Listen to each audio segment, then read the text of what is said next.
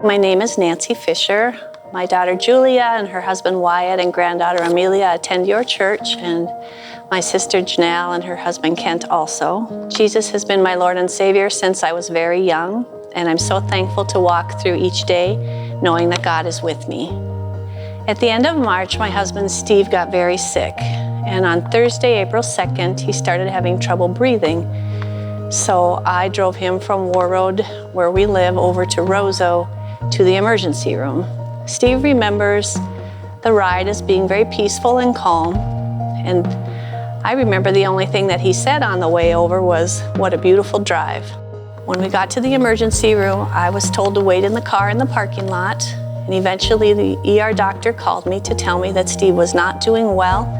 They were going to have to put him on a ventilator and send him by ambulance to Altru Hospital in Grand Forks. Steve would end up being the first hospitalized patient with COVID-19 at Altru. How did our family experience the Prince of Peace during this time? Dr. Matthews, the emergency room physician, told me that I would be able to speak with Steve before they put him on the ventilator. I had a few moments to wait while they were going to call me back, so I just prayed and asked God, what do I say? What do I say to Steve? This might be the last words I ever speak to him. And God gave me peace. And when I got to talk to Steve, I told him, remember, I love you. Your children love you. Your grandchildren love you. All your family loves you. Remember, you are not alone, because God is with you. And then the last thing I told him was, and we all need you to fight. The beginning was filled with so many unknowns and fears for Steve, and guilt about being the first confirmed COVID case in Roseau County, wondering if we had infected anyone else, concerns about how the people around us would react and how we would manage being quarantined in our home, and I was battling my own COVID infection. Those first days and nights, it seemed like we experienced God's peace just moment to moment.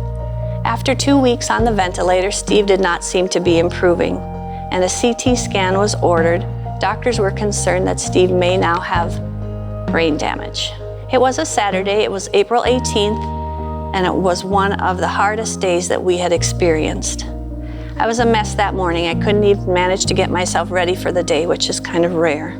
By now, we had this amazing network of warriors who would forward my prayer text literally around the country and around the world. Julia was at worship practice here at your church that morning when I called, and they stopped what they were doing and surrounded her and prayed. Before long, this group of people surrounded our house, and they kneeled on our lawn and were praying for us. And my younger boys and I got on our knees inside the house, and we were just overwhelmed by those people, and some of them we didn't hardly even recognize out there. And they were sacrificing like that for us. The doctor called that afternoon. The boys got their older siblings on the phone so they could listen in on the conversation. Thankfully, the CT scan did not show any blood clots on Steve's brain. It did show blood clots in both lungs, on his kidney, on his spleen. He was not doing well. He had high fevers. His heart rate was very high. His blood oxygen was not right, and he was delirious and unresponsive. That day was filled with tears and fighting fears. The next day was Sunday, and the nurses reported no change. But I woke up that morning and I was changed. I just was filled with this inexplicable peace. The Prince of Peace assured me of his presence and his power in our lives, and that we were all in his hands, whether Steve lived or went home to heaven. Circumstances that day had not changed a bit, but God gave me a peace that surpasses understanding. Well, the very next day came to be known as Miracle Monday. At 11 a.m. that day, Steve's nurse called and said the doctor had taken him off the ventilator and he was breathing without the machine. We almost couldn't believe it. There was still such a long road and a lot of healing to come over the next days and weeks and months. And Steve was released from the hospital after 40 days.